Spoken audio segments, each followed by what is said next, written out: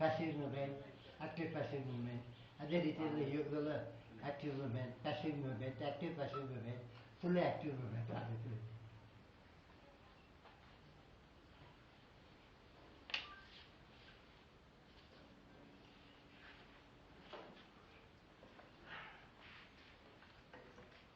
ಅದೇ ರೀತಿಯಲ್ಲಿ ಆಫೀಸ್ನಲ್ಲಿ ಕೂತಿರ್ತೀನಿ, ಸೊಂಟ ನೋವು ಬರುತ್ತೆ. ಸೊ ಕುರ್ಚಿನೇ ಮೇಲೆ ಕೂತ್ಕೊಳ್ಳೋದು ಹಿಂಭಾಗ ಈ ರೀತಿಯಲ್ಲಿ ಕಾಲು ಹಾಕ್ತೀನಿ ನೋಡಿ. ಈಗ ಐ ರಿಮೂವ್ ಮೈ ಬ್ಯಾಕ್. ಇದು ಭಾರದ್ವಾಜ ಅಂತ ಇದಕ್ಕೆ ಹೆಸರು.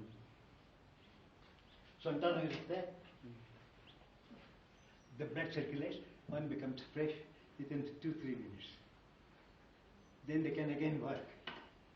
ಸೊಂಟ ನೋವು ಏನು ಮಾಡಲಿ ಅಂದರೆ ಜಸ್ಟ್ ಅದೇ ನೋಡಿದ್ರೆ